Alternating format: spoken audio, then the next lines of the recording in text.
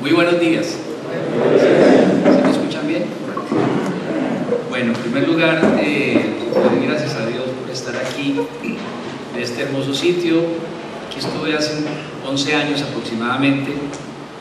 Recuerdo que Dionisio me invitó, tuvimos una reunión similar a esta, tal vez una celebración muy importante de la iglesia. Era un templo más pequeño, recuerdo muy bien, me encantó ver las familias en comunidad, los padres con sus hijos, con sus nietos, con todos los núcleos familiares acá congregados en torno a la iglesia como debe ser.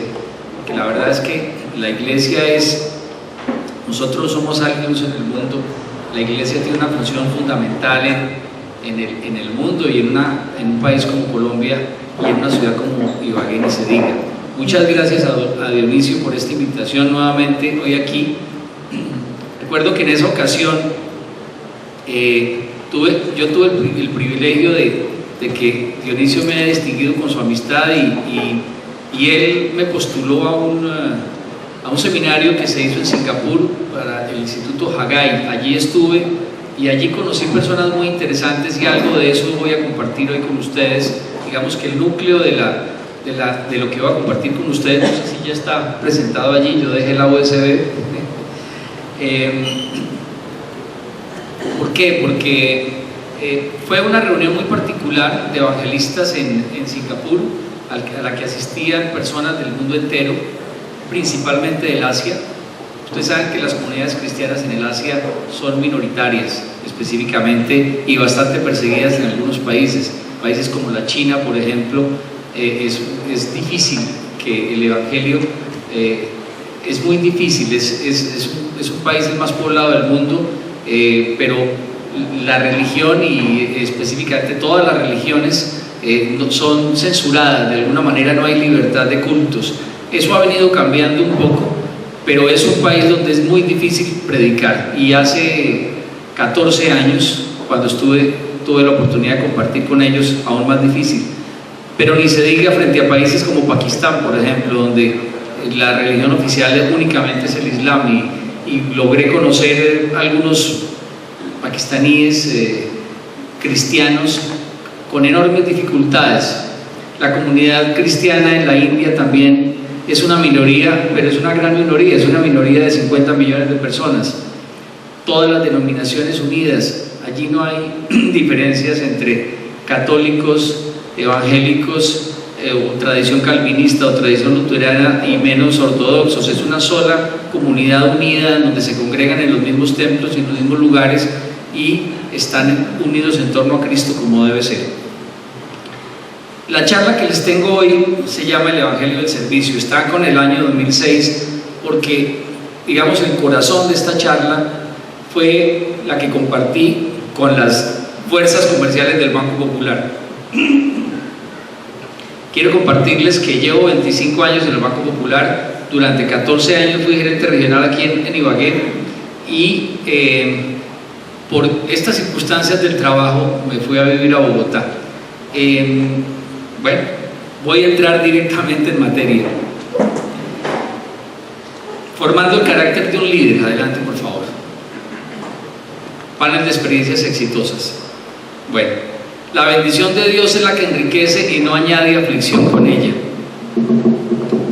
Bueno, lo primero es que nosotros, como hijos de Dios, como cristianos, debemos tener a Dios por encima de todo. Ustedes recordarán ese pasaje del Éxodo, donde está la ley mosaica, como arranca. Dice que amarás al Señor tu Dios de todo tu corazón, con todas tus fuerzas y con toda tu alma. Ese es el mandato nuestro. Nosotros nos reconocemos en primer lugar por creer en Dios, y eso, y por temerle a Dios y por amar a Dios. Amar a Dios con todas nuestras fuerzas, con todo nuestro corazón y con toda nuestra alma. Digamos que en el contexto de la ley mosaica, en el contexto de 2600 años antes de Cristo, de 1600 años antes de Cristo, en ese contexto, el ser humano competía, por decirlo de alguna manera, con con las deidades de otras naciones, con la imagen mítica que tenía el hombre de la creación y del mundo. Y resulta que hay un pueblo que es el escogido para que le sea revelada la existencia del único Dios verdadero. Perfecto. Creador de los cielos y de la tierra. Y ese es uno de los elementos más importantes en la historia de la humanidad, el descubrimiento que hace el hombre de Dios como un Dios único, como un Dios amoroso, como un Dios creador. La verdad es que cuando llega el cristianismo en el siglo I, es cuando se rompen una cantidad de coyuntas que existían en la humanidad. Básicamente la esclavitud, por ejemplo, el concepto de la igualdad de todos los hombres, los reyes, los hijos de los reyes, los siervos, los esclavos, las mujeres, los niños, todos tenemos una misma condición de hijos de Dios. Ese es un paso trascendental en la humanidad que se vino a dar básicamente con el cristianismo, se vino a dar con Jesucristo. Primero eso. Segundo, el concepto de un único Dios y de unas leyes que estableció Dios para los hombres, leyes éticas, leyes morales, pero también, por eso Paul Johnson habla del monoteísmo ético, de creer en un solo Dios y de tener un concepto ético de la vida. Y el otro concepto es, esas leyes hacen que el hombre entienda que el universo no es un caos, que el universo tiene un orden, y empieza el desarrollo científico a darse y el hombre a descubrir las leyes que rigen el universo, las leyes de la física, las leyes de la biología, las leyes de la química, las leyes del derecho, de las ciencias sociales, etc. O sea, el aporte tan extraordinario que da a la humanidad el monoteísmo ético, específicamente expresado en el cristianismo, que además se expande a toda la humanidad, deja de ser la verdad revelada solamente a un pueblo, una condición étnica o racial, y es luz para todas las naciones, como lo dice el profeta Isaías. Entonces, es la bendición de Dios la que enriquece y no añade aflicción con ella. La condición humana, adelante por favor. Allí tenemos el tema que les venía comentando. Amarás al Señor tu Dios de todo tu corazón, con toda tu alma y con todas tus fuerzas. Y les decía que hay un tema, básicamente es un pasaje de Corintios 13, que es el más conocido tal vez de la palabra de Dios, que es el que se lee casi siempre en las bodas, Corintios 13. Pero aquí me voy a referir al final, al colofón de ese gran exordio sobre lo que es el amor. Y dice que ahora permanecen la fe, la esperanza y el amor, pero la más importante de ellas es el amor. Un poco eso es lo que quiero compartir, y esa es parte de la predicación que un banquero chino nos dio allí en Singapur. La fe en primer lugar. Hombres de fe son hombres de acción. La fe es esa fuerza que nos compele a actuar, es esa energía que nos saca cada día a realizar nuestra labor, a realizar nuestro trabajo. El vendedor, todos somos vendedores, yo lo he sido durante muchos años, tiene que salir con la confianza de que hoy va a llevar el sustento a su casa, de que hoy va a hacer las visitas, de que hoy va a hacer los prospectos. Tiene un elemento de planeación en su vida que hace, bueno, hoy tengo mi agenda, hoy voy a visitar tal empresa, voy a visitar tal persona. Le pide a Dios que le dé gracia ante los ojos de esa persona para ser escuchado y para decirle aquello que esa persona necesita escuchar, aquel servicio que esa persona necesita obtener. O sea, la fe es la energía que nos permite salir con la confianza a conquistar la tierra prometida. La esperanza, más adelante lo vamos a ver, es otro elemento fundamental y que consiste básicamente en tener metas claras. Ese es el concepto de esperanza, metas claras. Las personas piensan que la esperanza se parece a la ilusión, que es un sueño, de alguna manera sí lo es, que es algo etéreo, algo que está en el imaginario, de alguna manera lo es, pero fundamentalmente lo que consiste es hacer un balance de las fortalezas, de las competencias y de los objetivos claros que hay que tener. Esperanza son metas claras y el amor, hacer las cosas adecuadamente. Muy bien. El tema de ser hijos de Dios, lo primero que nos debe, o lo primero que nosotros tenemos que tener en consideración es que Dios es el referente de todo lo que hacemos, de nuestros pensamientos, de nuestras acciones, de nuestras actitudes. La epístola a los Romanos dice que todos aquellos que son guiados por el Espíritu de Dios, estos son los hijos de Dios. Somos nosotros, la verdad, instrumentos del Señor en el mundo, y esos instrumentos se manifiestan con testimonio de vida, de comportamiento, de conducta y de actitud. Dios es el referente en cada uno de los momentos de nuestras vidas. El otro elemento absolutamente clave es que si el Espíritu Santo está en nosotros, la santidad está en nosotros. La santidad entendida como el ser apartados. Somos un pueblo escogido, somos una nación santa en la que Dios se glorifica, en la que Dios se manifiesta. Nosotros estamos en el mundo y viviremos todas las vicisitudes que tienen los seres humanos. La diferencia está en la manera como nosotros enfrentamos en la vida, porque el cristianismo, como lo hemos escuchado muchísimas veces, no es una religión. El cristianismo es una forma de vivir. Adelante, por favor. Muy bien.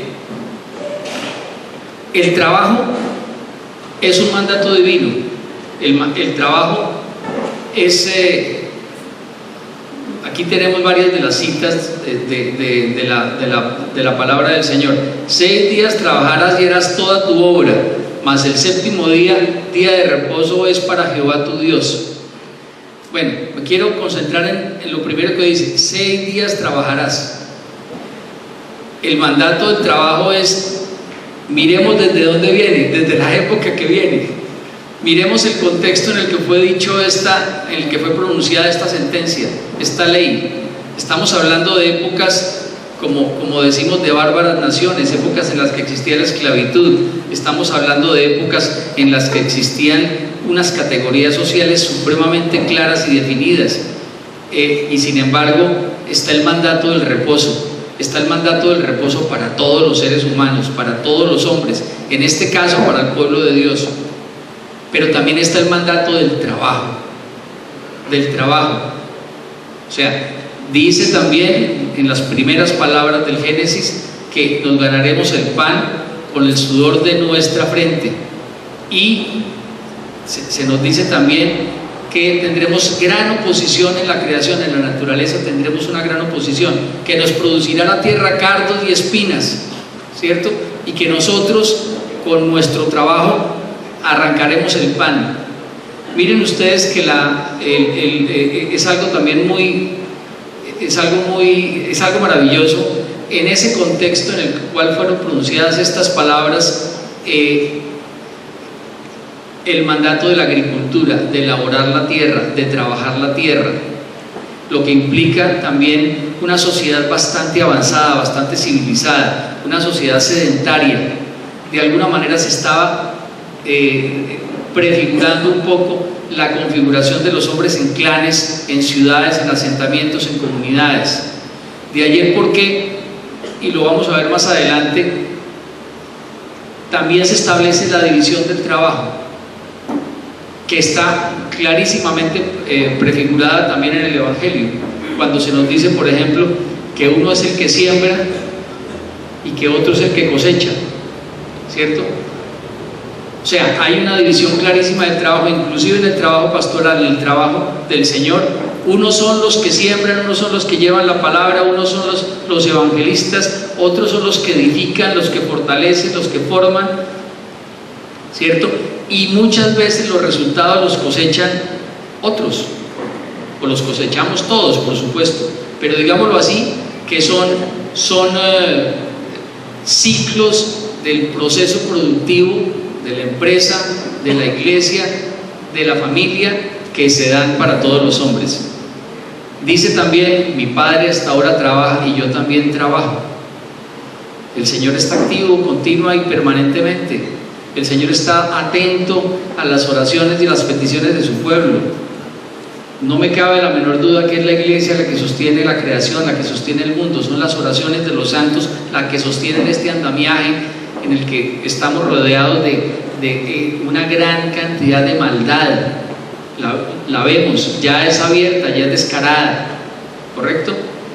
Pero también es abierto y es evidente la presencia de Dios en el mundo de hoy. Pese a toda la maldad que existe, también hay una iglesia militante y activa, y una iglesia que tiene que estar alerta y pendiente porque está también amenazada al interior de ella misma. Tiene que estar alerta permanentemente. La autocrítica es un tema que tenemos que tener todos los cristianos, tanto en la vida personal como en la vida de la iglesia.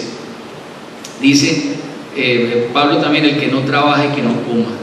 O sea, la exhortación hacia el trabajo, tal vez algo que caracteriza de manera clarísima las comunidades cristianas, es su actitud frente al trabajo, la ética del trabajo. Recordemos, digamos, los orígenes culturales de lo que llamamos hoy la iglesia reformada o la iglesia protestante, según se le quiera ver del lado luterano, del lado calvinista, de las dos grandes tendencias que se dieron en la Europa del siglo XVI. La ética del trabajo, el libre examen, la relación directa con Dios, no intermediada por unas jerarquías que imponían un pensamiento oficial y único, en donde estaban unidos el poder político y el poder temporal y el poder espiritual. En segundo lugar, la ética del trabajo. Adelante, por favor. Bueno, trabajar, trabajar y trabajar. Ahí está la reflexión. Dice el propio Señor Jesucristo: yo no vine para ser servido, sino para servir. Entonces, si bien el enfoque nuestro está en el trabajo tiene que tener un sentido frente a la sociedad. Para que mi trabajo cobre un significado, tiene que darle un beneficio a la sociedad. Obviamente que yo trabajo por causa propia, obviamente que yo trabajo por obtener el sustento para mi familia y los míos, pero si yo no presto un servicio, si no hay un intercambio equitativo y justo, no tiene sentido lo que yo hago. Digamos que el concepto del servicio, y por eso esta conferencia se llama el Evangelio del Servicio, es el concepto que yo quiero desarrollar frente a ustedes, hermanos, hoy. Como les decía, aquí adapté un poco la charla a lo que estamos hablando hoy, porque esta era una conferencia para vendedores y, digamos, le quité las metas y le quité un poco los objetivos claros y la manera como vemos los competidores y tal, que pues porque era un poco fuera de contexto en este tema, pero lo que sí les quiero decir es que no hay nada donde se pueda ejercer de mejor manera la vida cristiana, donde se pueda hacer de manera integral mejor un cristiano, que el mundo de la empresa y de los negocios. Todos sabemos que una tercera parte de nuestra vida la pasamos en la empresa, inclusive más, porque la dimensión laboral es la que nos permite llevar el sustento a la casa para poder compartir con los hijos, brindarles una educación, para poder tener un descanso, para poder proyectar las metas de nuestros hijos en su estudio, etc. Y es allí en donde nosotros tenemos, y vamos a desarrollar estos temas aquí, el concepto del prójimo. El prójimo es el cliente, ya lo vamos a ver. Entonces acá, pero voy a lo que les había dicho: esperanza igual metas claras. Una de las metas de la vida, obviamente, es proyectar el futuro.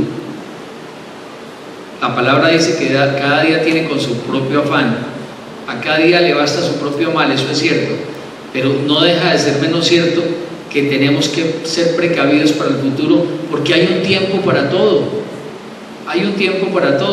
y hay épocas de la vida en la cual estamos llenos de energía, estamos llenos de conocimiento, tenemos gracia porque tenemos juventud, porque tenemos entusiasmo, porque estamos dispuestos a arriesgar, porque estamos dispuestos a servir, a ser osados.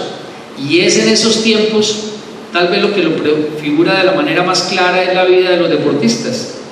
Tienen una vida laboral como deportistas muy corta.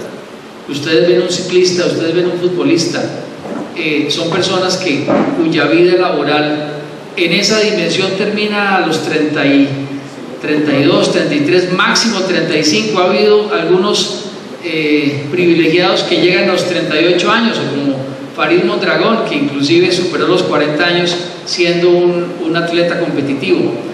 Pero nosotros también tenemos una perspectiva similar. Nosotros tenemos una época de altísima productividad. Nosotros tenemos una primera época en la que pagamos para aprender. Tenemos otra época en la cual nosotros somos remunerados por lo que hacemos de una manera relativamente justa, y ya con los años nosotros le pagamos a otros para que hagan de alguna manera eficientemente nuestro trabajo. Ya tenemos una actitud de directivos.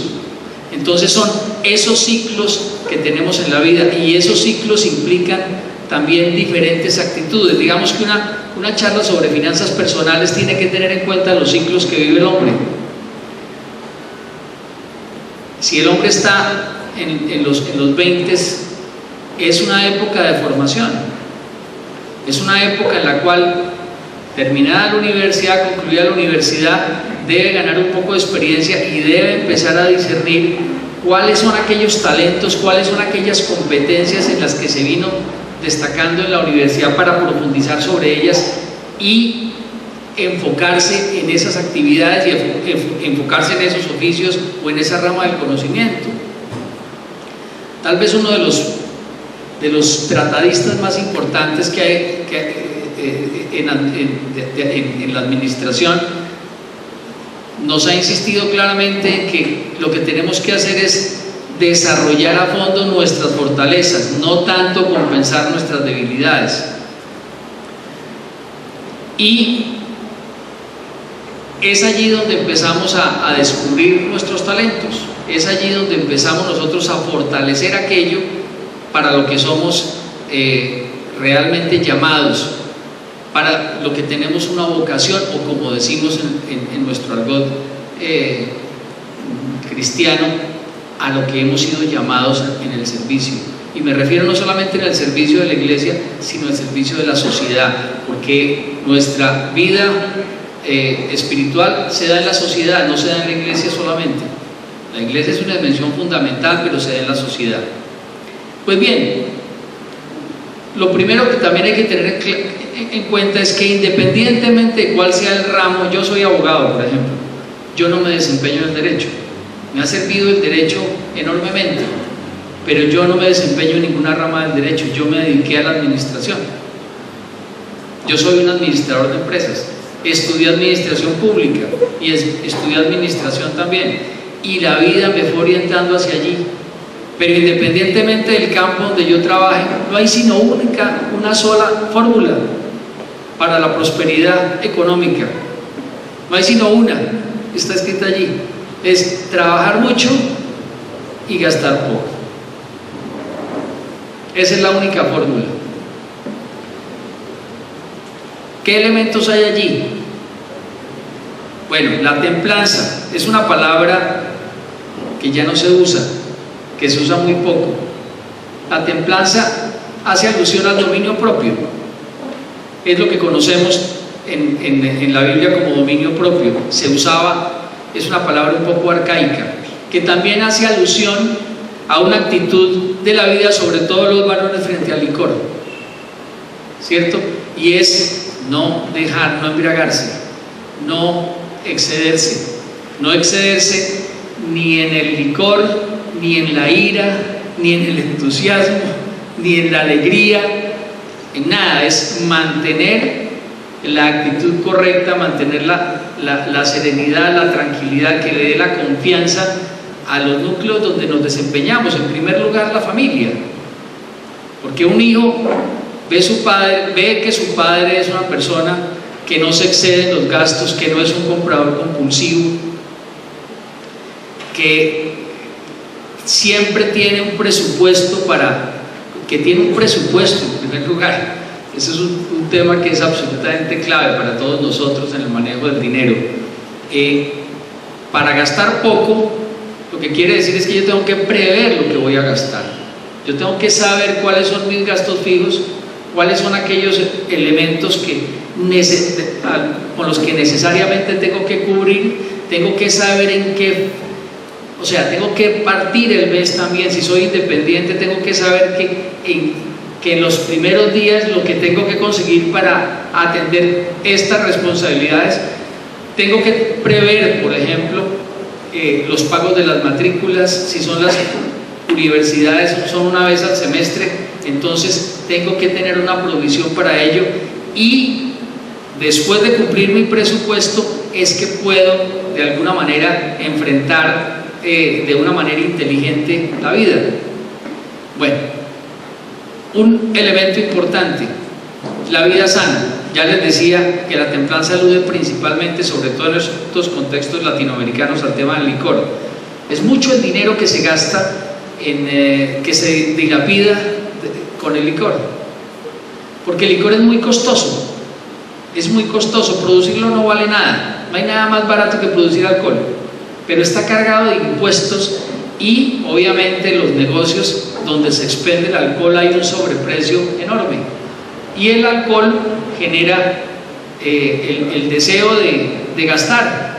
O sea, en ese momento la persona en esos estados de euforia gasta mucho más, y es impresionante lo que una persona puede gastar en una noche de licor. Una persona se puede gastar en una noche de tragos perfectamente una semana de ingreso. Entonces, ese es un tema que el cristiano tiene que tener bajo control. Ese hábito tiene que erradicarlo. No digo yo que ocasionalmente no nos haya ocurrido a todos, por supuesto que nos ha ocurrido, pero definitivamente una vida sana es una vida en la que esa dimensión tiene que estar absolutamente bajo control. Y además, por el elemento que significa eso para la educación de los hijos también, el que vean a su papá siempre sobrio, siempre responsable, siempre con la provisión oportuna para atender los compromisos de la familia. Además, por las rencillas, dice que el vino es alborotador y rencilloso, lo dice la palabra de Dios, ¿correcto? O sea, es un tema clave, es una meta clara que hay que tener, es una metodología clara que hay que tener para poder cumplir las metas financieras de la vida. El tema que digo allí, vida austera, vivir un estrato por debajo del que yo me puedo permitir, es el secreto del ahorro. Muchas veces, digamos, iniciamos la vida laboral y queremos y tenemos, y seguramente no está mal tener la aspiración de tener un muy buen carro, de tener una muy buena casa, pero la verdad es que es preferible en ese sentido ser más modesto. Yo necesito algo que me movilice, pero no necesito necesariamente el carro más costoso. Si yo puedo vivir un estrato por debajo, ese dinero que yo no me gasto es el que me va a permitir el ahorro. Y el ahorro es el secreto de muchísimos tips financieros en la vida. Uno muchas veces no valora lo que es el ahorro. Les voy a dar un ejemplo. Ayer hablaba yo con un amigo con el que muy gentilmente me invitó a su casa, y él es empleado bancario también, y su señora también, y especulaban sobre los negocios que tendrían que hacer, porque decían: no podemos simplemente limitarnos a tener un salario y no más. Estamos hablando de personas muy jóvenes, pues comparadas conmigo por lo menos, personas de 40 años, menos de 40 años. Y es un hecho, señores, que para estas personas el tema de la pensión va a ser un problema. Para mí no, porque yo ya estoy relativamente cerca de una pensión, estoy a 4 años de una pensión. O sea que si cualquier modificación que se vaya a hacer ahora en el tema de las pensiones seguramente no me va a afectar a mí, porque usualmente tienen un régimen de transición, y la expectativa, entre comillas, los derechos adquiridos, que no lo son del todo, que respetan más o menos, dan un margen de 10 años, o sea, personas que le falten 10 años o más para la pensión son a los que perjudican o benefician el cambio laboral. Pero es un hecho, porque ya lo dijo la OECD, ustedes ya lo leyeron y el presidente ya le pusieron la agenda. La edad de la pensión de las mujeres la van a subir mínimo a 60 años y los hombres están en 62. En España está en 67 años, en Francia está en 68 años, en Europa están de ese orden, ¿correcto? ¿Ustedes creen que en Colombia eso se va a mantener así? No se va a mantener de esa manera. Además está comprobado que el régimen de prima media está subsidiando a los ricos. Y me refiero a ricos, no a millonarios, me refiero a las personas que tienen mayor ingreso en Colombia. Les voy a poner un ejemplo, lo voy a poner como ejemplo personal. Yo me pasé a un fondo privado de pensiones y hace 7 años me llamaron del fondo de privado y me dijeron: si nosotros le pagamos la pensión a usted, usted va a recibir, por dar alguna cifra, 3. Pero si usted se devuelve al Seguro Social, a usted le van a dar 5. ¿Qué quiere decir eso? Que el Estado me estaría subsidiando a mí el 40% de mi pensión. Y yo llevo 40 años trabajando. Yo empecé a trabajar a los 18 años y tengo 58 años. Llevo 40 años trabajando y me faltan 4. O me faltan 3 y pico, 3 y medio. Y en mi caso, con todo el tiempo que llevo cotizando, y aún así el Seguro Social me daría más dinero del que me pagaba el fondo de pensiones privado. Entonces quiero es que ustedes consideren esto. Si no es importante el ahorro ahora, el tema del ahorro para sus hijos, inculcar el tema del ahorro. A mí jamás nadie me habló sobre el ahorro en mi familia, en mi casa, ni en el colegio, ni en la universidad. Nadie me habló sobre finanzas personales. Lo que quiero decirles es que a los hijos hay que decirles: desde el primer salario ahorre el 30% de su salario. Si vive en la casa de papi, ahorre el 50% de su salario. Así hay que acostumbrarlos y con eso tienen que vivir. A eso me refiero yo cuando les digo que hay que vivir un estrato por debajo del que uno puede. Y esa disciplina de ahorro es fundamental. Y ahora uno dice: bueno, pero supongamos que voy a ahorrar, que mi hijo se gana $1.000.000 y que va a ahorrar 400.000 pesos mensuales porque vive en la casa de papá. Y después de 2 años, ¿qué hace con 8 millones de pesos? ¿Para qué le sirve? ¿Qué negocio monto con 8 millones de pesos? Lo que me decía ayer los compañeros de trabajo, los compañeros, pues, colegas del mismo sector. Y yo les decía: uno tiene que especializarse también en un área, aparte de su trabajo, en la cual va a invertir su dinero. Depende de la visión que tenga. Hablaba ayer, por ejemplo, con Dionisio, y me contaba del interés de un miembro muy cercano de su familia que tiene en los temas de bolsa. Son muy interesantes. La bolsa, o sea, eso es una ciencia, es una técnica, es una estadística, es un conocimiento de los mercados. Hay personas absolutamente brillantes, como el famoso Warren Buffett, ¿cierto? Que es un hombre que el indicador de su empresa frente a los indicadores de Wall Street, al Standard & Poor's, a todos los, digamos, la canasta de inversiones más rentables de las 500 empresas más importantes de Estados Unidos, pues este hombre ha ganado como 28 veces más que el indicador en los últimos 20 años. Es un genio. Es un hombre que tiene algunos tips, ¿no? O sea, ese es un campo en el que una persona diligente, informada, estudiosa, investigadora se puede especializar. Digamos, en el caso de él son apuestas a largo plazo. Hay otras personas, conozco un amigo judío que vive en Nueva York y que todos los días sale con el objetivo de ganar $1.000 en el día, en acciones. Y eso es lo que hace, de eso vive. Entonces el hombre le apunta a ganarse $20.000 en el mes. trabaja 20 días a la semana y dice, mi objetivo es ganar $1.000, apenas gano $1.000, salgo. O sea, ese lo hace de otra manera, lo hace en el día. Claro, ya ha desarrollado la habilidad y el conocimiento para entender los movimientos de los mercados, ¿no? Y obtener esa rentabilidad. De eso vive. Otro ejemplo que les voy a poner, la propiedad raíz. Aquí se está viendo un fenómeno muy particular en Ibagué. Bogotá ha sido, digamos, la plaza de mayor valorización en propiedad raíz en los últimos años, pero ya llegó a unos topes impresionantes. En Bogotá un estrato 5 vale 6 millones de pesos el metro cuadrado. Estoy hablando de un apartamento, por ejemplo, en la calle 23 con carrera quinta. Ustedes, ahí queda muy cerca la iglesia presbiteriana hay una iglesia presbiteriana allí, una iglesia o bautista tal vez, queda allí exactamente al frente de la Biblioteca Nacional. No sé si se ubica allá en Bogotá. Ese sitio es un sitio nuevo de inversión en Bogotá. Digamos que en este momento hay unos 10 o 12 proyectos grandes allá en Bogotá. Pues bien, ahí se está vendiendo 6 millones de pesos por metro cuadrado. No me estoy refiriendo al Chicó, ni me estoy refiriendo a Santana, ni me estoy refiriendo a Chapinero Alto, no, me estoy refiriendo al centro de Bogotá.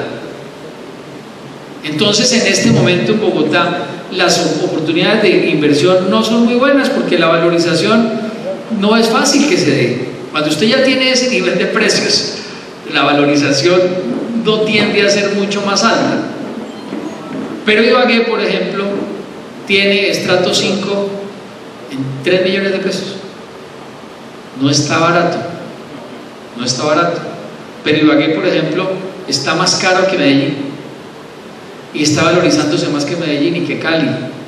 ¿Por qué? Porque terminaron la doble calzada y estamos de peaje a peaje en 2 horas. Y Petro ha expulsado una cantidad de talento y de capital humano de Bogotá, que la gente no quiere vivir en Bogotá. Entonces aquí está subiendo la propiedad. Y volviendo al caso de mis amigos, ¿y qué hago yo con 8 millones de pesos? Aquí ustedes ven Constructora Bolívar, unas inversiones de un apartamento, dicen desde 58 millones, desde 60 millones. Claro, así arrancaron, ya están más caros, ¿correcto? Pero un apartamento que arranca, por ejemplo, en 60 millones de pesos en Ibagué puede estar valorizándose en el año 10%, 20% en 2 años. La cuota inicial de 70 millones son 20 millones de pesos. Si usted tiene 8 o 10 millones ahorrados, usted puede pagar eso y paga el resto con su margen de ahorro. Y cuando van a entregar el apartamento, vende su derecho a un tercero que lo adquiere, y sobre eso, esos 20 millones que usted invirtió en el apartamento que costaba 60, que se ha valorizado el 10% anual en 2 años, se ha ganado 10, 50% sobre la inversión que usted hizo. No estoy haciendo una apología de ninguna constructora ni nada. Lo que estoy diciendo es que ningún ahorro es pequeño cuando uno desarrolla una habilidad, cuando uno desarrolla un conocimiento para que el dinero se mueva. Y no tiene que ser montar un restaurante siempre, no tiene que ser o sea, hay unos lugares comunes, no siempre tiene que ser comprando un taxi. O sea, lo que quiero decirles es que hay muchísimas opciones hoy en día que le permiten a la persona valorizar un ahorro, así sea pequeño, pero el ahorro y desarrollar una diligencia, desarrollar una competencia hace que el capital se multiplique, que el dinero se multiplique. Muy bien, hay que enseñarlo a los hijos, enseñárselo a los hijos.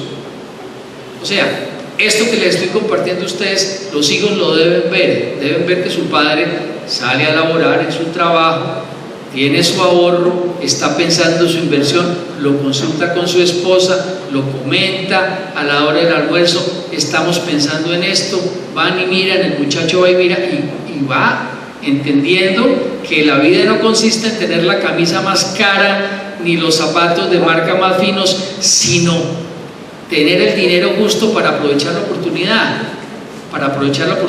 Y quiero decirles, La voluntad de Dios es que tengamos una vida próspera. ¿Y por qué es necesario esto? Ya les dije, las próximas generaciones van a tener que trabajar muchísimos años. Otra cosa que también les digo, y lo ven ustedes, las empresas ya son mucho más volátiles. Eso de trabajar usted en una empresa, como tengo la fortuna de hacerlo 25 años ahora en el Banco Popular, cada vez va a ser más difícil. Va a ser muy difícil de que usted acumule 45, 48 años continuos de cotización para tener derecho a una pensión. Es necesario el ahorro. Quiero inculcarles eso a todos, de que el ahorro es una obligación. Es una obligación enseñársela a los hijos y practicarla a nosotros. Porque yo también les digo una cosa, creo yo más en la diligencia nuestra para manejar nuestro dinero que entregarle el dinero o al gobierno o entregarle el dinero a un fondo. Allí a duras penas nos darán la DTF. ¿Cuánto está la DTF ahora? Está en 4.2% anual. Bueno, adelante. Muy bien. Aquí pase algo por encima que es muy importante, y es contribuir con la obra del Señor. El diezmo y la ofrenda. La verdad es que la iglesia está constituida, la iglesia es de Dios. La iglesia de Dios es espiritual, es un organismo vivo, no es una institución, no es una organización, sino es un organismo vivo. La cabeza es Jesucristo y nosotros somos parte del cuerpo de Cristo. Pero obviamente en el mundo, en la tierra, aquí tenemos una iglesia actuante y nosotros somos llamados a hacer la obra del Señor. La obra del Señor es compartir estos valores y estos principios que estamos haciendo hoy, ¿correcto? Y eso requiere una financiación, eso requiere de una planeación. Esto es, desde ese punto de vista, una gran empresa espiritual. Y me refiero con esto a comunidades vivas y actuantes como esta, Shalom, tradicional, que está entronizada en la ciudad, que está entronizada en un barrio, que ha beneficiado a una comunidad. Me refiero a estas iglesias que son de la comunidad. No me refiero a empresas personales, que a veces también las hay y que han atentado de una manera tan grave contra la imagen de la iglesia de Cristo. Pienso que en eso también tenemos que ser muy claros. Yo le comentaba al pastor Héctor González hace unos años que tuve una reunión con él. Yo le decía, yo estaba haciendo mi tesis de grado en la Universidad de los Andes, en una especialización en administración que hice, y escogí una iglesia colombiana con la idea de mostrar un poco como el auge de las iglesias nacionales versus las denominaciones tradicionales que se habían quedado como en el odre viejo, pensaba yo en ese momento, y venía el odre nuevo con el vino nuevo que seguramente podría refrescar el evangelio. En efecto lo hizo, pero también se cumplieron muchos de los temas y de los peligros que enfrentamos ahora, y son esas mega iglesias de familias que todos conocemos en Colombia. No los voy a mencionar porque no se trata de señalar a nadie tampoco, pero lo que quiero decir es que la iglesia de Dios se hizo para expandir el evangelio, para expandir la palabra de Dios y llevar la salvación a todos los hombres, no para enriquecerse. Y nosotros tampoco somos cristianos por enriquecernos. El propósito del hombre tampoco es enriquecerse. Ese no es el propósito del hombre, es prestar un servicio. Claro que sí, hemos sido llamados a una vida próspera, pero lo primero es que el amor al dinero es causa de todos los males. Eso tenemos que tenerlo clarísimo. Ve uno todos los días como un hombre empresario próspero muere y al otro día se rompe la familia por el dinero del papá, por el dinero del papá, por muchas razones. Primero, por la codicia de uno frente a los otros, porque el uno quiere esta propiedad o quiere esta empresa o quiere esta cosa y no admite que nadie le discuta eso. U otra cosa, porque no hay quien coja el relevo, que es lo más normal. Lo he visto, 40 años de vaquero llevo, he visto empresas prósperas, empresas pujantes, en donde el señor no estudió en la universidad, pero se dedicó y montó, recuerdo, una empresa de envases de plásticos, envases para medicamentos, envases para bebidas, o sea, unas inyectoras espectaculares con unas troqueladoras, o sea, una empresa bellísima, bellísima, de las líderes del mercado nacional. Una niña odontóloga, el otro muchacho piloto, el otro muchacho le gusta, se fue a Estados Unidos y organizó su vida, estudió, el papá le pagó todas las maestrías, todas las cosas, se quedó allá trabajando con una multinacional, y el viejo acá a los 85 años encartado con su empresa. Nadie le hizo el relevo. Acudiendo a un banquero de inversión para que se valore y se la venda al mejor postor. Es una tristeza ver cómo se destruye capital de esa manera. Es una tristeza. El padre de pronto minimizó un poco lo que hacía, le parecía que era demasiada poca cosa. Los hijos así lo vieron también, pero de esa empresa se alimentaron todos, ¿cierto? Y resulta que no pasó la empresa a la segunda generación. Muy bien, adelante por favor. Bueno, no solo hacer las cosas bien, sino hacer las cosas correctas. Bueno, les cuento una experiencia personal. Yo estoy en Bogotá hace 11 años. Aquí me he encontrado queridos amigos con los que hacía mucho tiempo no me veía, pues no tanto, pero con los que no hemos compartido laboralmente, sino desde hace muchos años, 11 años atrás. ¿Por qué estoy en Bogotá?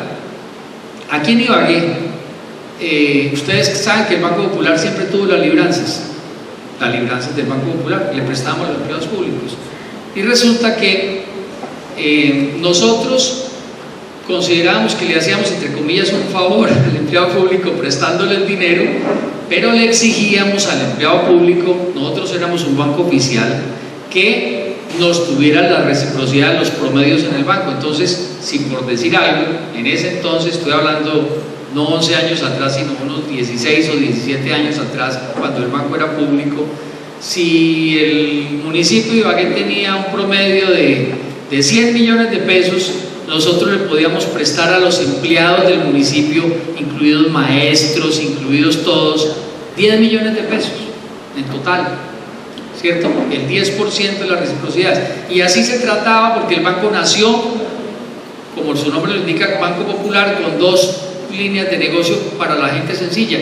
Unas eran las libranzas para los empleados públicos y el otro era la prendaria, donde la gente llevaba sus joyas y obtenían un crédito con el interés real, con el interés bancario normal, y muchas personas usaban eso para el financiamiento. Bueno, pues resulta que hubo la crisis del siglo pasado, del año 97.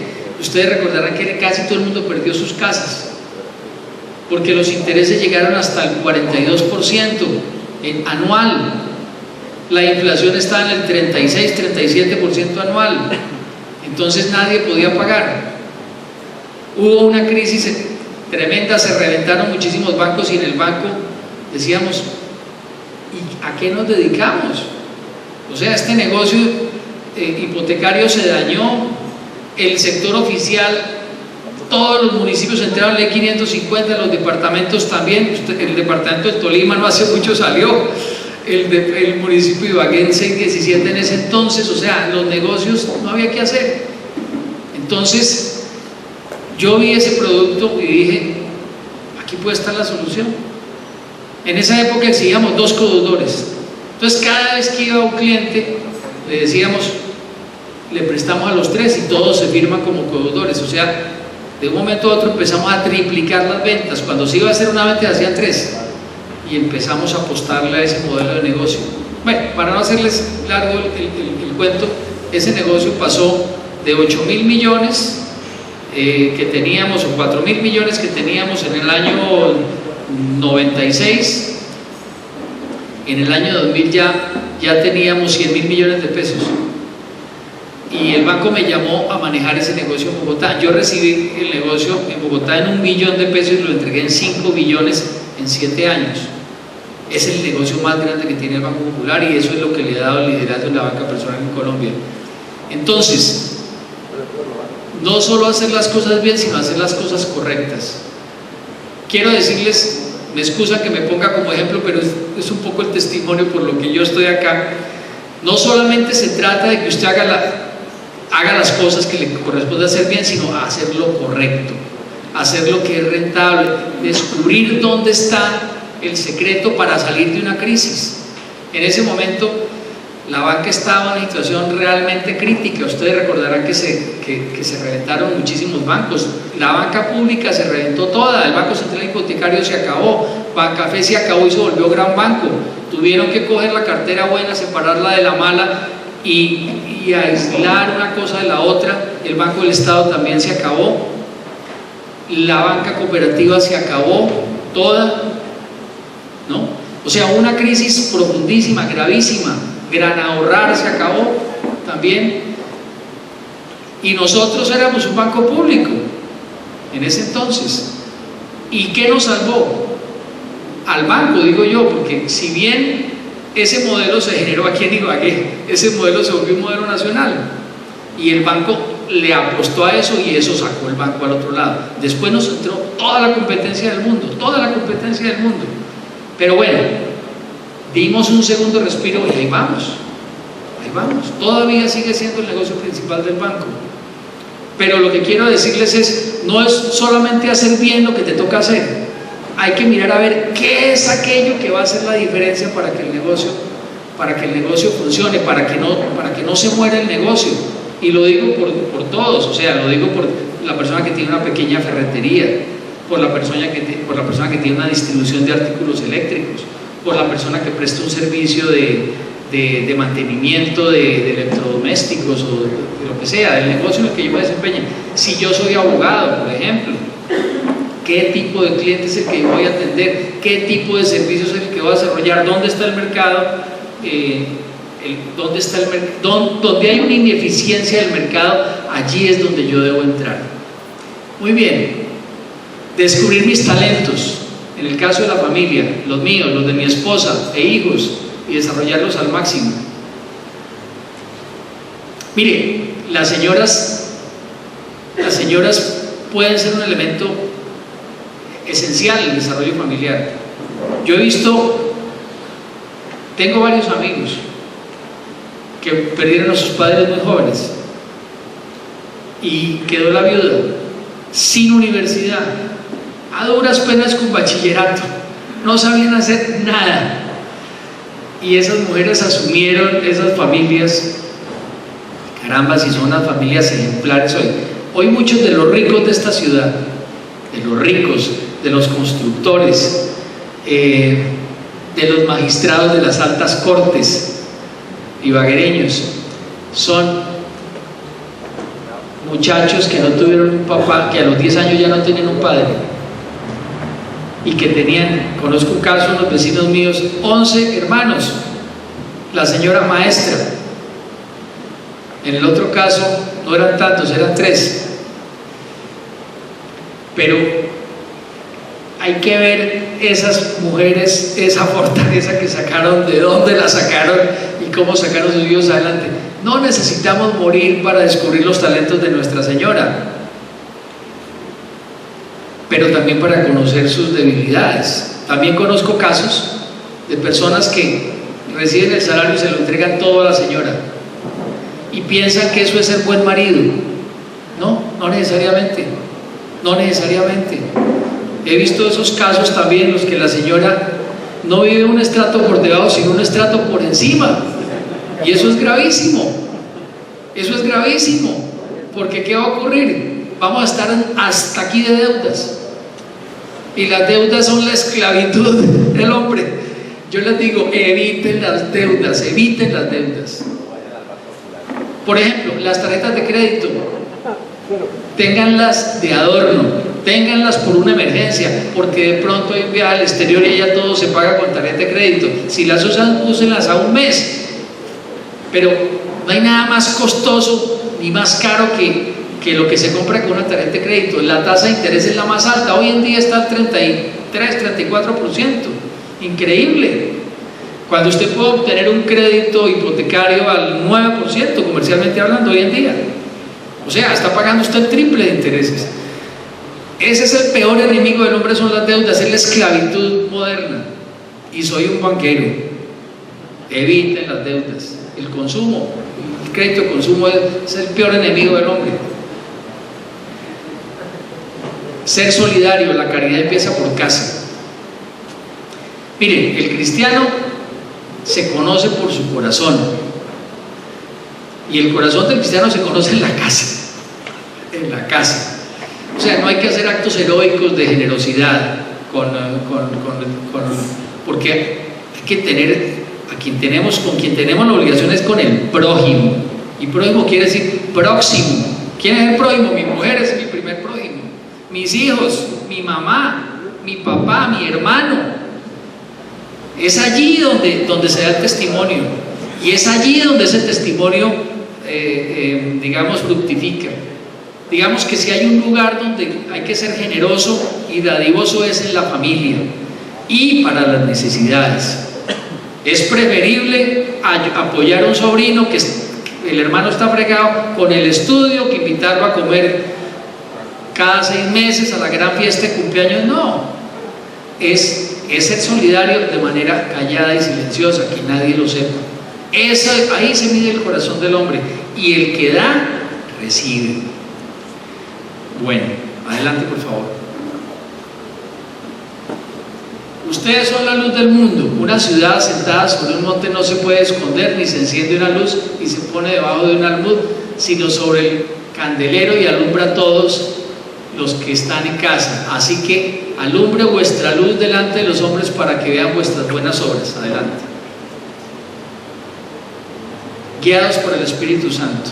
Esta cita me parece extraordinaria. Mi comida es que haga la voluntad del que me envió y que acabe su obra. Tal vez es mi cita preferida del Evangelio de Juan 4, no recuerdo. Bueno, en todo caso, mi comida es hacer la voluntad del que me envió. De ahí la importancia de que nosotros encontremos nuestra vocación laboral y ocupacional, porque en ese caso no es un trabajo, es un placer, ¿cierto? Eso es lo que nos alimenta, prestar ese servicio, desarrollar esa labor, servirle a esa organización. Ustedes dirán, bueno, y aquí nos está hablando un banquero, y no hay nada más detestado en el mundo que un banquero. Los banqueros y los abogados son yo soy además de las dos cosas, soy abogado y soy banquero. Les voy a decir una cosa a ustedes, ahora que hablamos de esto, porque ustedes dicen mi comida es la voluntad de que haga la voluntad del que me envió, y para un tipo que trae en un banco, increíble que Dios le haya dicho que haga eso, que eso sea su comida. Pues miren, ustedes recuerdan la parábola de los talentos.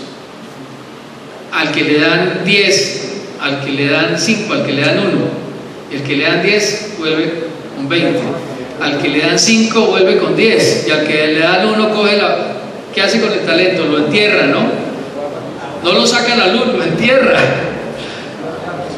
Y entonces cuando lo llama el Señor a cuentas y le dice, siervo malo y negligente, ¿cierto? Si sabías que soy duro y que recojo donde no esparcí y que ciego donde no coseché, ¿por qué no llevaste ese talento al banquero? Así me hubiera ganado que sean los intereses. Y son palabras del Señor Jesús. ¿Por qué no le llevaste el dinero al banquero? Les voy a contar algo que no es tan bíblico, sino es un tema que me gusta compartir. Hay una ley en física que se llama la entropía. Es una ley física de la termodinámica y tal. Y básicamente lo que quiere decir es que hay una energía que se desperdicia y que no produce trabajo. Les voy a poner un ejemplo, un motor de combustión. Usted le mete la gasolina, el pistón, la chispa, explota, y eso tiene una tracción, pero no toda la energía se se usa. Digamos que hoy en día han desarrollado unos motores mucho más eficientes que usan los gases y lo que llaman turbo, y con el mismo cilindraje, o sea, con 2000 centímetros cúbicos, una camioneta turbo tiene la potencia de una de 3000 centímetros cúbicos. Justamente la entropía es, cuando no tiene turbo, es la entropía, es digamos la tendencia al caos de las cosas. Llevada a las ciencias sociales, por decirlo de alguna manera, lo que quiere decir es que si usted no le pone trabajo humano, si usted no canaliza energía, es muchísimo lo que se desperdicia. Y el ejemplo más el ejemplo típico de la ley de entropía en la economía son los bancos. Si cada uno de nosotros guarda su pequeño excedente en el bolsillo debajo del colchón, no se produce ninguna riqueza en la sociedad. Si hay un sistema financiero organizado y los excedentes están guardados en el banco, es allí donde se financian las grandes obras públicas, las grandes inversiones. Por eso los indicadores que hay en el mundo están en el porcentaje del Producto Interno Bruto que está en los depósitos bancarios, en intermediación bancaria. O sea que los banqueros somos un mal necesario, quiero decirlo. Y de las pocas prohibiciones que estaba hablada directamente por el Señor Jesús en el propio Evangelio: ¿por qué no llevaste el dinero al banquero? Así hubiera ganado por lo menos mis intereses.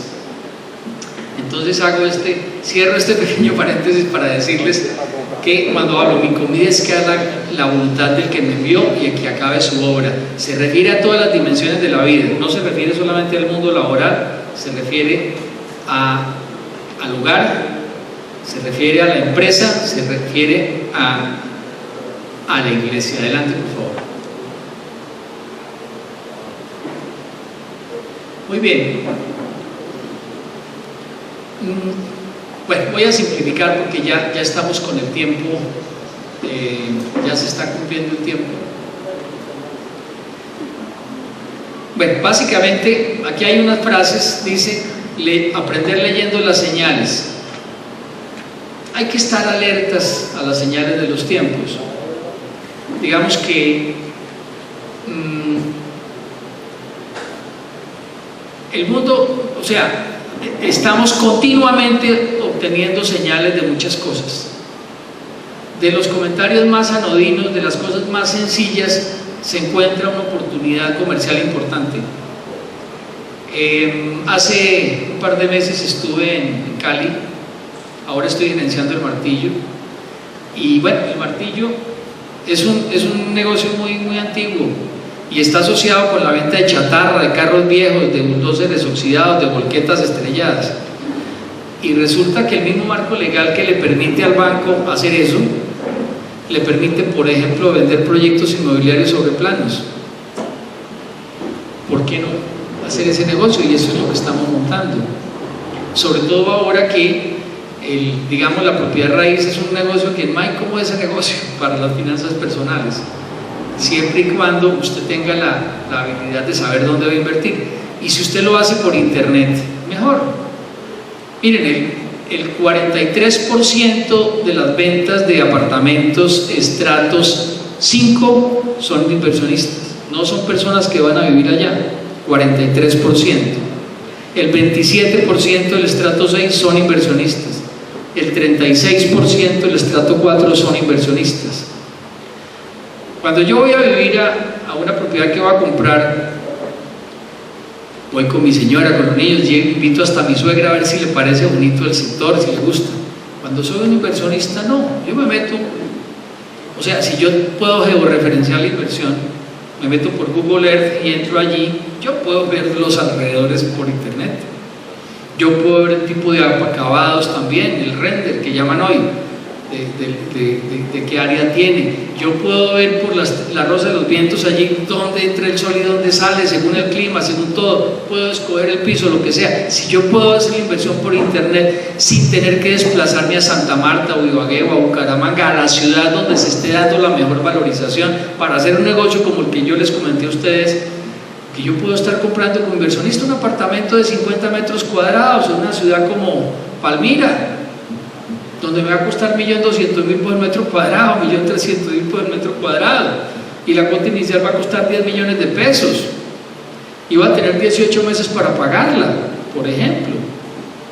Entonces eso, o sea, son canales, son oportunidades que tú puedes hacer de desarrollar un negocio y evitarle a la gente tener que viajar y tener que ir a la hora de oficina para firmar allá los documentos, sino que usted pueda hacerlo directamente por internet y que le envíen al banco más cercano los documentos del encargo fiduciario de preventa, porque tiene que ser con fiducia. Nadie va a meter la plata pues para entregársela a un constructor, tiene que ser con una fiducia que me garantice que el proyecto se vaya a llevar a cabo.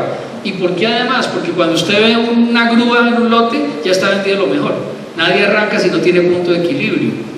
Entonces usted lo que necesita son las primeras listas, que son las que le dan más valorización, y tiene que tener una vitrina para ver proyectos de primeras listas. Bueno, les digo, son oportunidades de negocio donde usted monta el canal y el otro hace la inversión, ¿correcto? Entonces, hay que leer las señales, es a lo que me refiero. Usted tiene que ver cómo está haciendo la persona de los negocios, por qué lo están haciendo. Ya los inversionistas no son grandísimos capitales. Ya cuando usted vende propiedad inmobiliaria, no necesariamente está vendiendo el de crédito constructor, usted está vendiendo la financiación de la cuota inicial, que muchas veces se le da al constructor.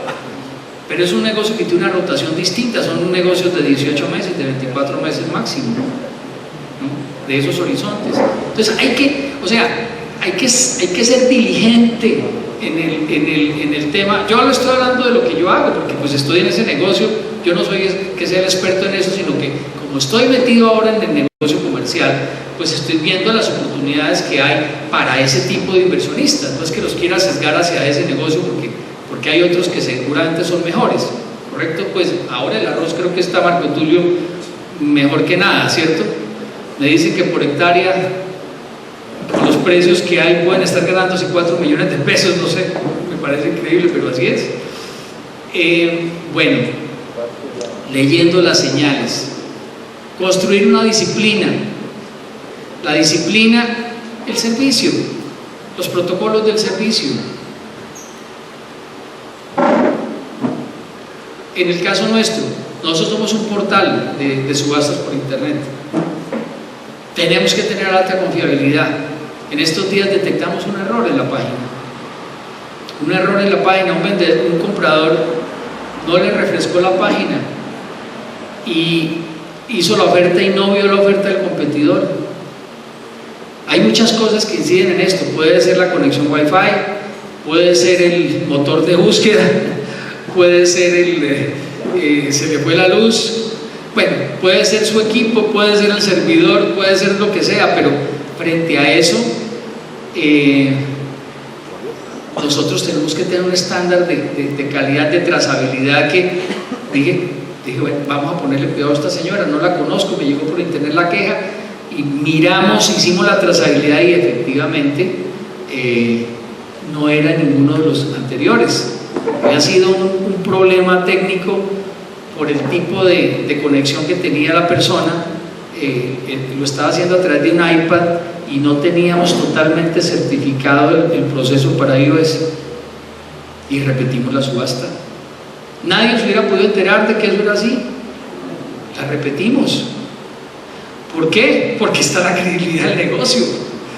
Hubo un ganador, lo llamamos, le explicamos, lo invitamos con el auditor de sistemas, que explicó la cosa y nos aceptó. Dijo, mañana me puede pasar a mí. Se repitió la subasta. Esos elementos, ¿qué le digo yo? Es mejor reconocer un error a tiempo que taparse los ojos frente a un problema y dejarlo que crezca, porque está de por medio de la credibilidad. Y como me comentaban algunos ahora que hablábamos de subastas y de remates, es decir, eso es una mafia. Eso es lo que hay que acabar. En internet, por fortuna, hacia donde migran estos negocios, pues excluye eso. Bueno, adelante por favor, yo creo que ya casi vamos a terminar. No trate de ser un hombre de éxito, sino más bien un hombre de valor. Sí, digamos que el éxito es una cosa efímera. El éxito, la palabra éxito, digamos que proviene un poco como de la expresión victoria, ¿no? Que tiene que ver mucho con el mundo competitivo. Gané, ¿cierto? Cumplí, me gané el trofeo, me gané la meta. La verdad es que la vida del cristiano es una cosa, tiene que ser de más, o sea, es una cosa más interior. Yo pienso que el concepto de felicidad, el concepto de realización es un concepto diferente, es agregarle valor al servicio, a las personas, a la familia. Bueno, no necesita mucho más explicación. Si quieres viajar lejos y deprisa, lleva poco equipaje, quítate de encima todas las envidias, los celos, los rencores, los egoísmos y los miedos. Adelante, por favor. El cliente es superior a nosotros. Ese es un concepto que es clave tener en cuenta. El cliente es nuestro jefe, es el que nos paga el salario, determina la cuantía del salario, nos obliga a mejorar continuamente la calidad del precio, el tiempo de entrega, nos contrata y nos despide. La causa de permanecer en la dimensión económica son los clientes. Adelante. Antes. Cliente, igual prójimo. Conozco su información. Sé cómo contactarlo. Conozco sus necesidades y le ofrezco soluciones creativas. Profundizo mi relación buscando crear una relación de confianza. Bueno, esto es muy empresarial, pero así es. Yo a mis clientes los tengo clasificados según el tipo de clientes que sean para el negocio que los tenga. O sea, es mi prójimo. Adelante. Planeamos la acción, hacer un inventario de recursos, competencias propias, información, estadísticas, proyectos, contactos, análisis del territorio asignado, aliados estratégicos que nos complementen. Aquí está de Proverbios esta cita: ¿has visto un hombre solícito en su trabajo? Delante de los reyes estará, no de los hombres de baja condición. Adelante. La calidad del servicio refleja lo que somos. Bueno, esto está muy orientado hacia el servicio bancario. Los tiempos que se demora la gente en un hall bancario, a la hora a la que llega la persona, a la hora a la que llega al mostrador, el tiempo que se demora con la persona en el mostrador y el tiempo en el que sale. O sea, yo les digo que los negocios y las estadísticas son dos cosas que van íntimamente ligadas unas de otras. Acortar los tiempos de espera, racionalizar los pasos y los procedimientos. Adelante. Bueno, esto tiene que ver mucho también con el mundo empresarial. Yo tengo clientes activos, de los que estoy derivando mis ingresos hoy, inactivos, que en un pasado fueron los que me dieron el ingreso y ahora no. Tengo que reactivarlos, tengo que mirar por qué se fueron, por qué no están activos. Los usuarios son personas que episódicamente pasan por mi oficina, me hacen una consulta pero no me contratan, ¿cierto? Tengo que tener la oferta de valor lista para ellos. Los prospectos, aquellos que tienen características similares a mis clientes actuales que pudiera yo conseguir. Los potenciales, el tema de echar la red. Adelante. Bueno, les quería contar una oportunidad de negocio que acaba de surgir. Hace 2 meses surgió en este negocio que estoy ahora. Una cosa muy obvia.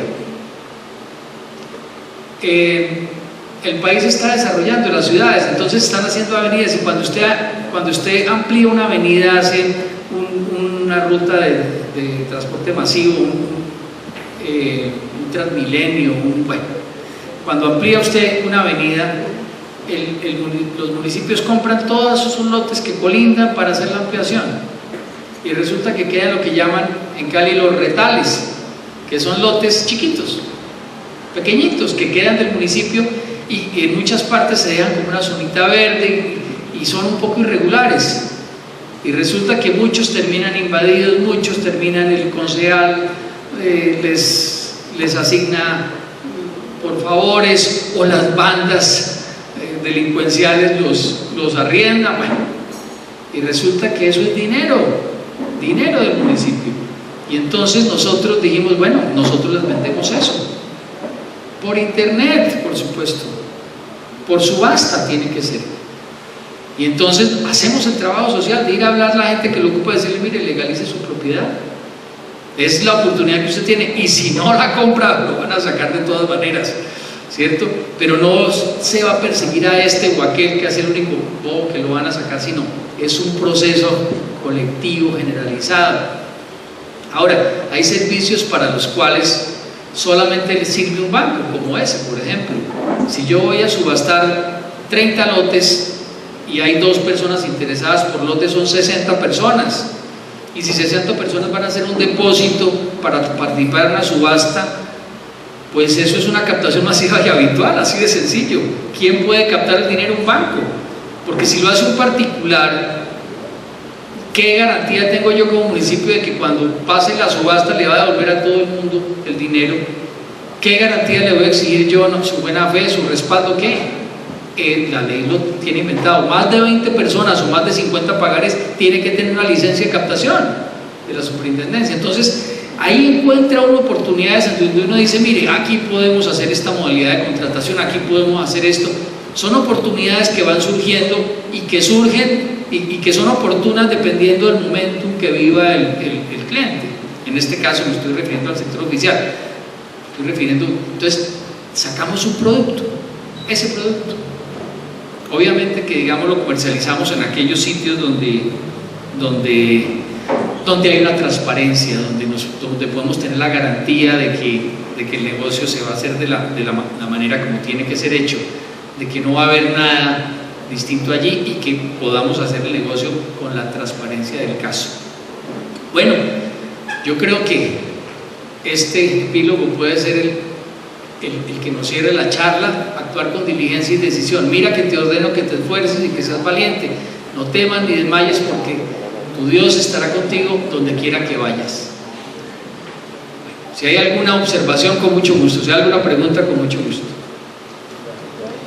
Muy bien, vamos a abrir entonces el espacio para unos minutos antes de concluir nuestro encuentro para preguntas. Como ustedes se han dado cuenta y lo anunciamos también, el doctor ha estado compartiéndonos de su propio conocimiento, experiencia, cosas muy prácticas, y en ese sentido también queremos las preguntas.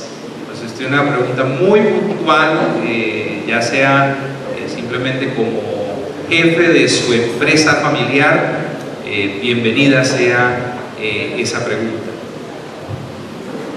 Sí, Oscar. Doctor René Sosa, muchas gracias por la conferencia. Soy empresario. En algunos momentos de la vida uno encuentra las situaciones donde pagamos por aprender, donde fuimos empleados, que ahorita estamos en la parte final, ¿no? Sí. Pero ahí el tema de las deudas es un tema delicado. Sí. Porque el mensaje es claro, ¿no? Alejémonos de las deudas. Sin embargo, a veces, como usted lo manifiesta, se necesitan para poder emprender proyectos y negocios o para crecer, ¿no? ¿Hasta dónde es que tenemos que llegar con este tema? Porque si yo escucho por todo lado, aléjese de las deudas, pero también vemos que si no tomamos no tenemos forma de financiar los proyectos, no podemos crecer. Sí, mira, digamos, lo primero es las deudas del consumo. Eso sí, omítelas. Las deudas de consumo, me refiero a las tarjetas de crédito, por ejemplo. Me refiero al crédito personal del día a día. Obviamente ¿qué te digo yo?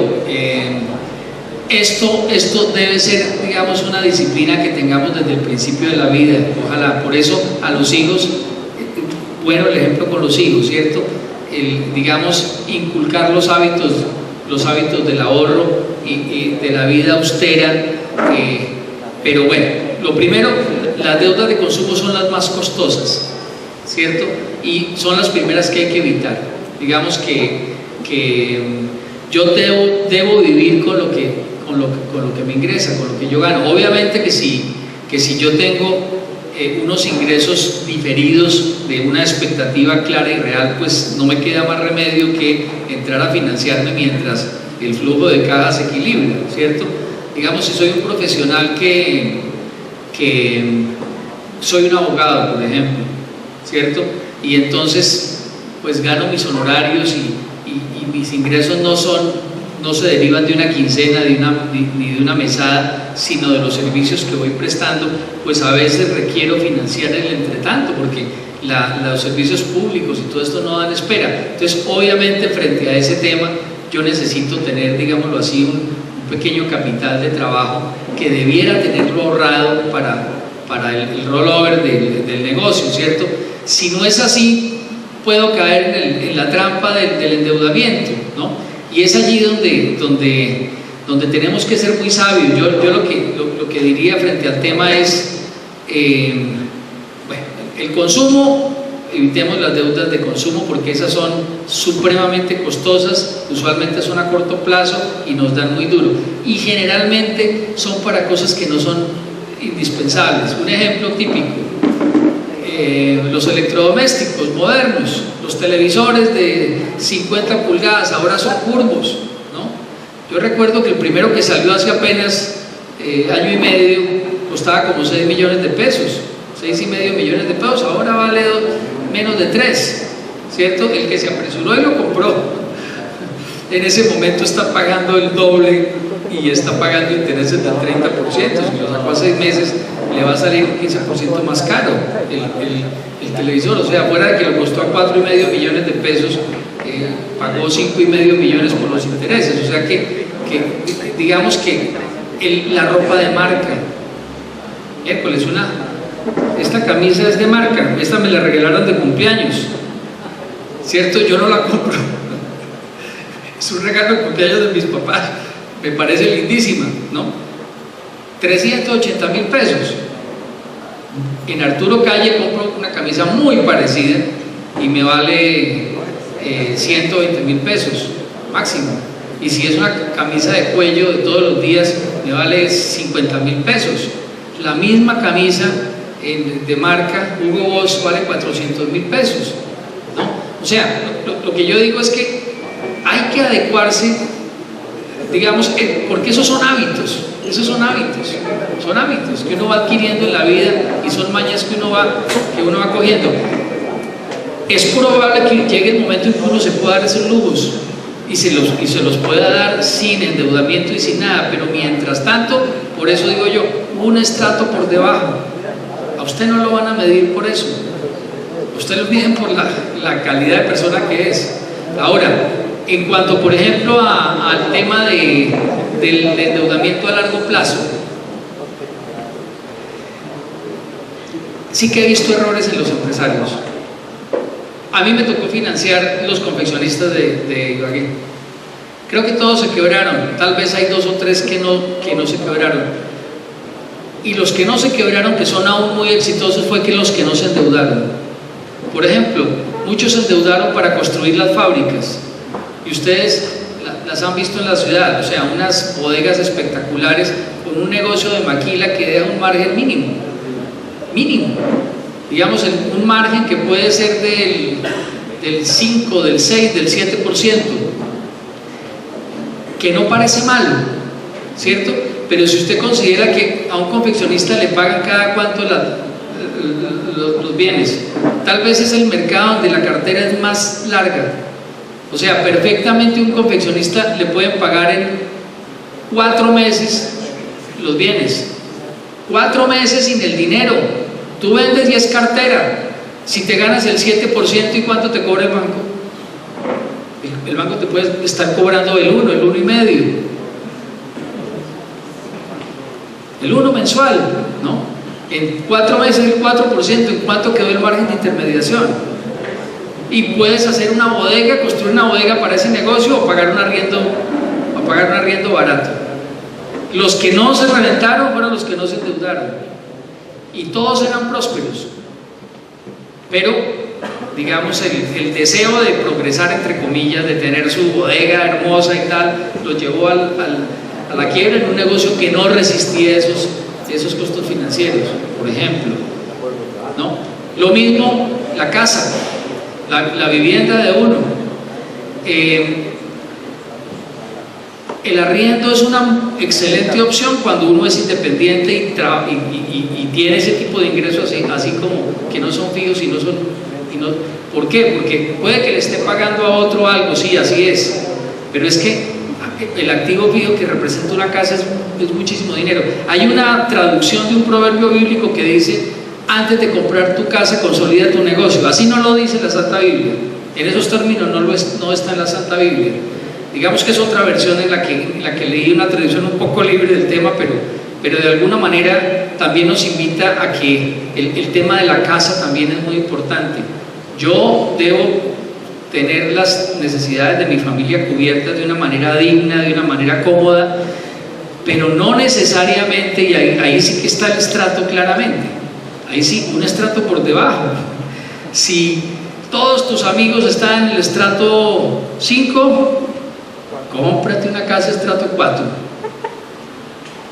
Si todo, o sea, ¿por qué? Porque eso te va a generar más holgura, más comodidad, mejor educación para los hijos, vas a tener un mejor pasar. Ni se diga cuando es al revés, cuando vives un estrato por encima del de tus ingresos, porque ahí sí las deudas te acosan y te revientan, vives de apariencias, ¿correcto?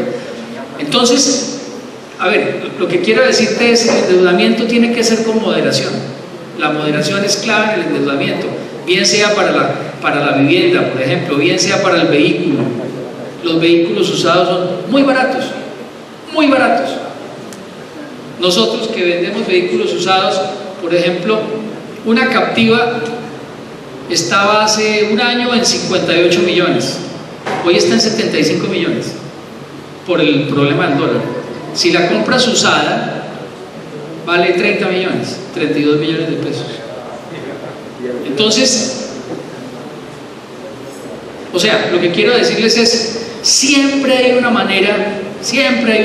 Ahora, ¿qué te digo yo? El tema es ser diligente, juicioso en la información, tener la mejor información, ¿no? Sí.